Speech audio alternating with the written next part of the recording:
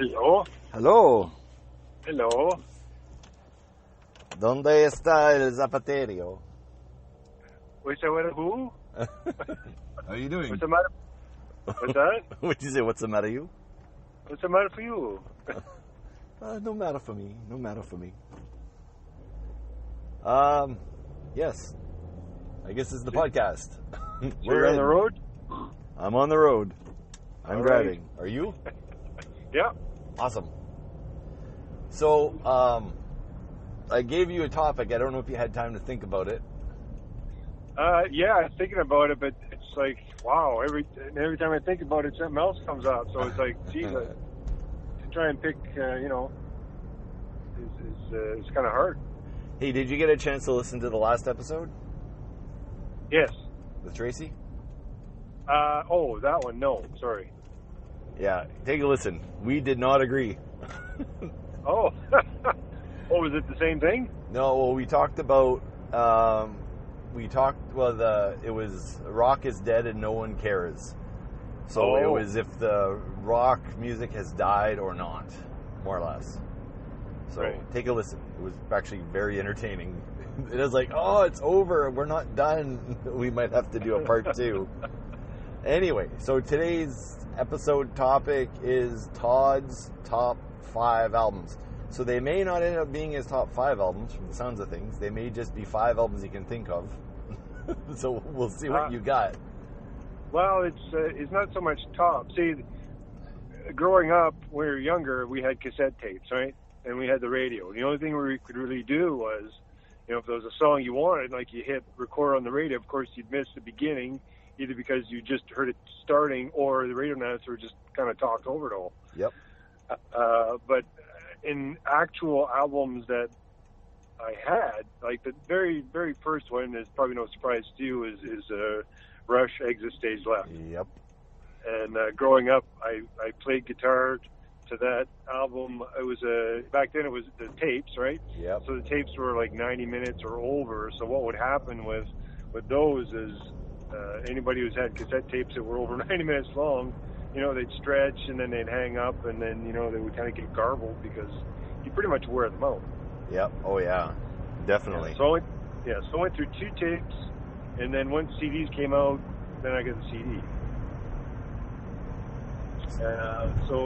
Growing up, that was pretty much most of what I played. And in high school, we had Norm and Zap, Mark, and Mike. We'd all play Rush, whether it was amateur night or something like that going on. We would do it. Yeah. And those would be the songs that we play. So I played that album front to back for quite a while. Oh yeah. So that's number 1. So are we supposed to spend so much time on each one, or? Well, whatever. Should I just run through them all? Well, I just, we can run through them all, and then we can go back and discuss maybe a particular album or 2 in there. So what's your, so you haven't, that's your number 1. I was going to guess it was that. Right. What's your number 2? The second one was the Headpins. Ooh. Yeah, Turn It Loud. Ooh. I think that was the album. There again, there was a cassette that I think Mike had that I borrowed. Wait, Mike, cousin Mike? No, Mike Belville. Oh, okay. Yeah. So, I think it was him. Yeah, there was that one I'd play, and then the guy that plays on it, I think he also played for Chilliwack. That's correct, They called him Too Loud McLeod.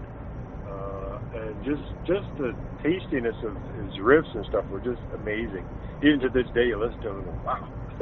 Now, when you said tasty, would you equivocate, there's a good word, would you equivocate the tastiness of the Headpins licks to the licks of Diver Line that we played with?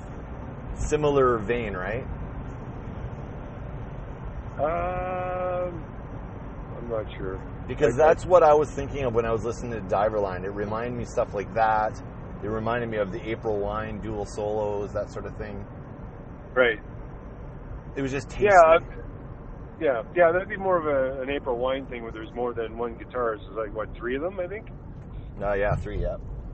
But I mean, with the head pins and Chilliwack, I believe it was just the one lead guitar. I believe. Yes, that is correct. Yeah, and I think I saw actually. Well, I think you and I went. Actually, we saw the head pins With Chilliwack. Was at the zoo, right? No, it was actually on. Oh, what was it called? It was on Pembina Highway. So it was that Coyotes or Coyote Ugly or whatever it's called. I think that's where it was. Well, I could be wrong though. Me. But yes, yeah, I remember that show. I was blown away. I was not a fan of the head pins or Chilliwack. And then we went to that show together, and I'm like, holy shit, are these guys good? Like, I guess you don't realize, oh, they wrote that song. Oh, they wrote that song. Oh, they wrote that song, you know? Yeah, if I'm not mistaken, I think it was actually Night Moves where they were playing. That was back in the mid 90s, early 90s when they had live bands playing every Friday night. Yeah, that was the venue. That's an awesome venue. It's still around. It's just called Cowboys now. And they have good bands there all the time still. Like, but anyway, okay, sorry, go on. I'm cutting you off there. So I mean, so I guess number 2 would probably be the head pins, and then a close third would be Chilliwack. Yes. So which Chilliwack album then? Opus X. Opus X, okay. Yeah, which was another one that Mike had, and like I said, growing up, like we'd get in his car, we'd just drive, say if Friday night or something, we'd hit McDonald's for the fries, then we'd go to Burger King for the burgers because we liked one from one and one from the other. That's so awesome. So I mean, it was either Chilliwack we had in the blaring in his car, and his dad's Impala, 81 Impala, like these big boats. Oh yeah. And he had of course it was a stock deck, so he had that thing just dimed, drive and listen to tunes. So that was so those are the top 3. After that, it goes into Van Halen.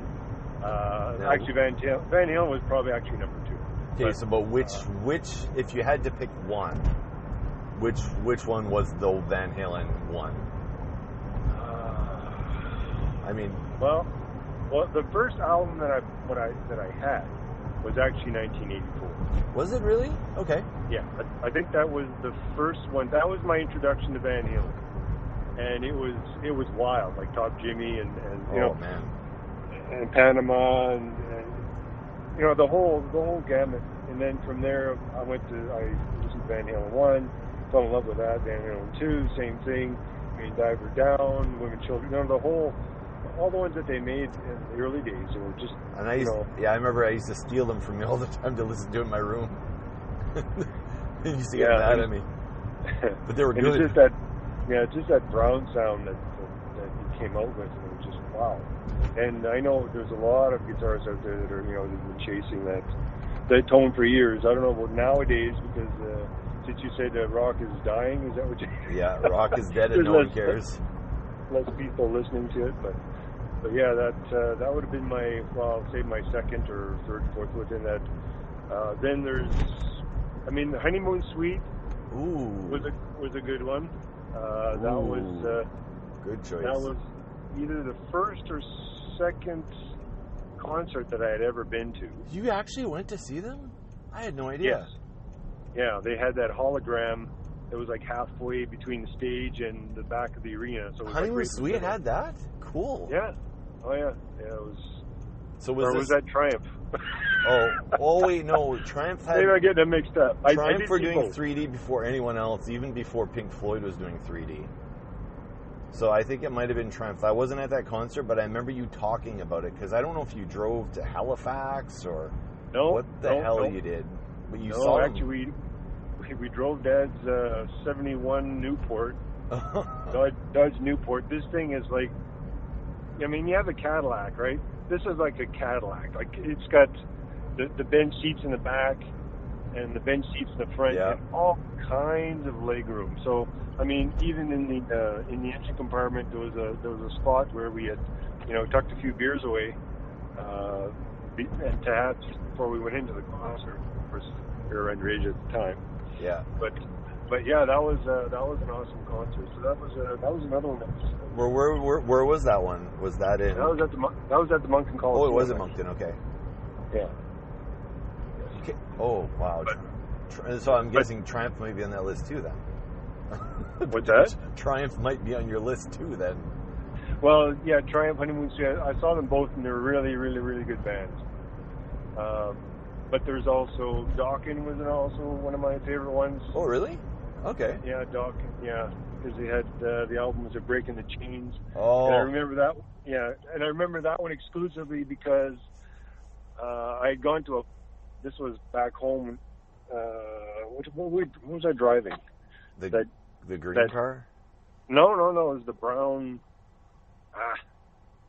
That one where I got into a little bit of an accident before we came down here. Oh, wasn't that not a? Yeah, I know the one. That was a boat. Anyways, yeah. It didn't have a deck in it, or it had whatever it had. It didn't have a decent deck.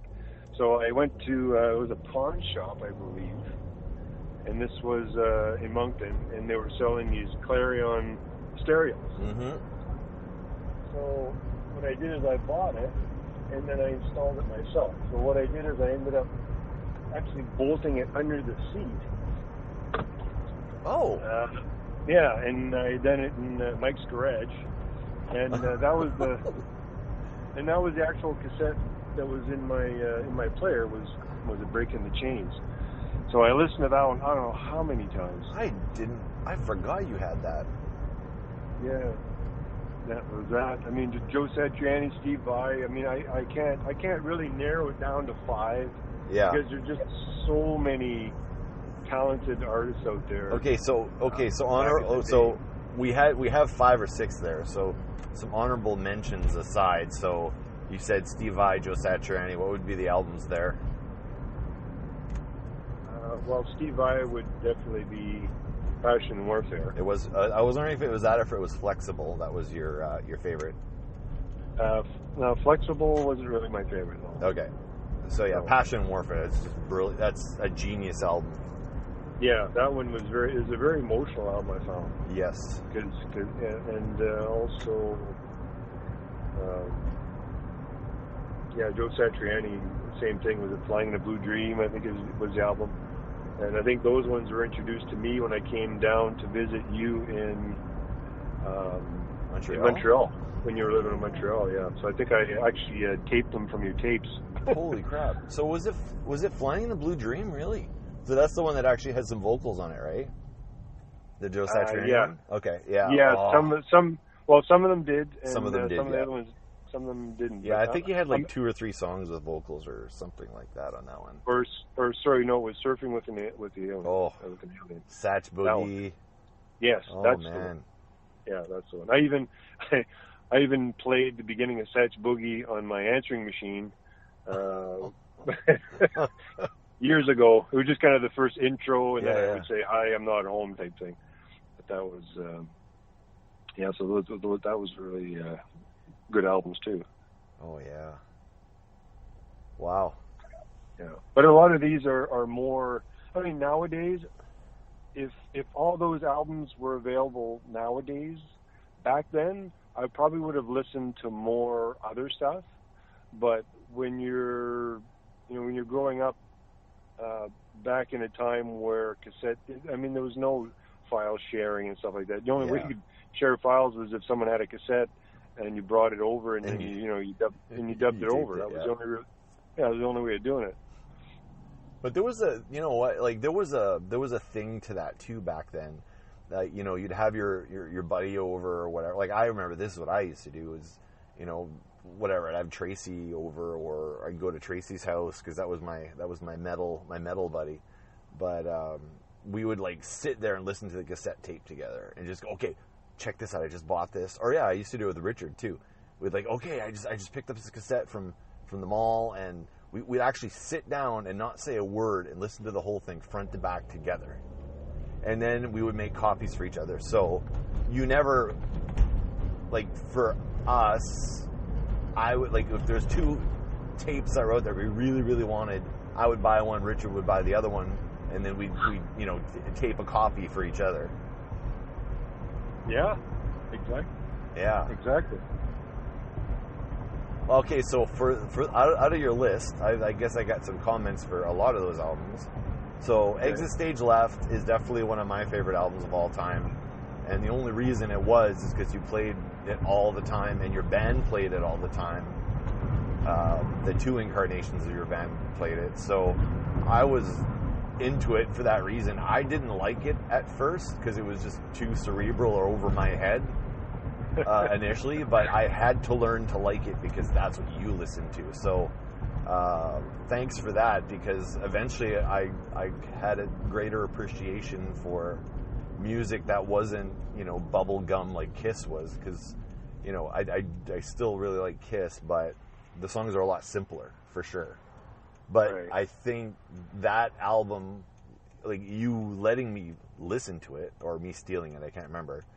It just like, holy wow, like it just opened my brain to what music can be.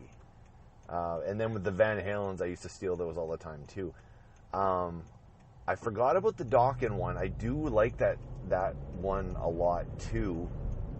I forgot you were into Dokken. That actually kind of surprised me. I totally forgot. And what was it now? Oh yeah, Chilliwack. I don't remember you having that one, but I think I discovered Chilliwack much, much later myself, other than, the couple of tunes that were on the K-Tells. Those compilation CDs or whatever. And then, what else? What else was on that list? Had Van Halen, Headpins, Chilliwack, Honeymoon Suite, Triumph. Yeah, Van Halen. Yeah, Van Halen was one of those things I didn't listen to. I liked it right away. Like, it wasn't like, oh, I got to learn how to like this. I just liked it right away, and I could sing in David Lee Roth's Register, or close enough, I guess, that I liked it even more because I could sing along to it. And then, yeah. Well, I mean, the whole Van Halen thing was tuned down a step just because of Roth, voice. yeah. But it created a sound, right? And that sound was really, I don't know, I really liked it. But I remember, sorry? Oh, no, I was just going to say the Rush, Exit Stage Left, where I was introduced to that was actually at our cousin Randy Gould. What? And, really? Yeah. Oh, okay. Yeah. I He wouldn't realize that. Yeah, he had the bunk beds or whatever in his room. Yeah. And he had a stereo, and the stereo had a wide switch. And when you hit that, it was like everything, it almost sounded like everything was coming from mono when it was coming from stereo. But then when you hit this wide switch, the whole thing would just open right up. I remember that stereo. Yeah, and then he had he had Charlie Pride. He had a bunch of country stuff, and I was like, I didn't want to listen to any of that stuff. And I saw this Rush Exit Stage Left, they put it in. And I played it from beginning to end, like, nonstop, and like, wow. And then he had the 2112 album. And He had 2112? Yeah, it was the same thing. It was like, wow. Because it was off the beaten path. It wasn't your typical 12-bar blues or, No. 3 or 4 notes in a song. Like, this was actual, like, would have been your progressive rock at the time. Yeah. It was like listening to classical music or something. It was just so everywhere. Yeah, it was different, but it was deep. Yeah. Yeah. I have actually a story too about our cousin Randy too. It was Randy that introduced me to Kiss, believe it or not. Yes, because he had a live 1 and 2. I don't know if he had a live 1, because if he did, I didn't see it. But he had a live 2, and I remember seeing those, because it was a gatefold album, right? So the album opened up, and there was 4 little, like, it said Kiss Alive 2, and then there was 4 really small pictures in the bottom right hand side of the front part of the cover. And I remember like looking at it because I had shitty vision. It's kind of squinting at the pictures going, who are these people? And that was my introduction. And then I listened again. We were visiting for too long, so I had needed something to do. So I just sat in there on that stereo that you're talking about and just listened to Alive 2 front to back, like all 4 sides. It was like, oh my god. This is I remember insane. I remember playing it too. Yeah, that was the album at the back. It was like a sold out show, and it had a couple people that said Kiss Army on their shirts and stuff. I can't remember the back. I think that might have been Alive 1, because Alive 1 they're holding like a sign. They're at the front of the stage before like the show had started, and it was like two. I wasn't sure if they're girls or guys. They were either feminine looking guys or girls. I'm not sure, and they were holding a sign up. Well, that was Alive 1. Everyone had long hair. Yeah, but I can't remember what was on the back of Alive 2. But that was the first Kiss album I ever heard. Was Alive 2. Right.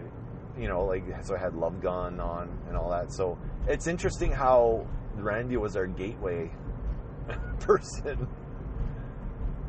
That's interesting. Yeah, no kidding. He had all cool albums. Yeah. Yeah, he did. Yeah, like album wise, I had two. I think I bought, and this was I think it was Iron Maiden. With the one with Eddie with the straight jacket on? That one? Well, it had Eddie on it, but I can't to let me remember what the name of it was. Is it the one that had Run to the Hills on it? Was it that one? May have. Because I remember you having that on cassette. You actually had that on record? Maybe it was cassette. Yeah, my first album I think was Hot Shots. Wait, Hot Shots. Wait, Trooper? Yeah, that one? Boys in the Bright. Yeah. Yeah. And had the bullet holes in the front cover, and you open it up, and yeah, I remember that. Yeah, that was your first. That was your first record, whatever. That was that. What else? I think it was AC/DC Power Rage. I think. Okay. Second. Yeah, I guess maybe the Iron Maiden one. I think it was my first cassette. I remember that because I listened to that one a lot. Yeah. And then the day that I actually bought the cassette for Exit Stage Left, I think it was my birthday or something. So Dad said you can buy one album, so it was between that one or Eagles Live with the red. It kind of looked like a case, like a flight case and stuff. Okay, yeah. And it was a double album also, so I had to kind of choose which one. Because Gary's brother Dave had the Eagles Live one, and we listened to that one quite a bit. But yeah, I didn't have access to the Rush one, so I figured, well, you know what, I'm going to buy that one. That's I'm cool. glad I did. So what was your first? Okay, so let's go forward a bunch of years. What was your first CD you ever got? Do you remember? First CD.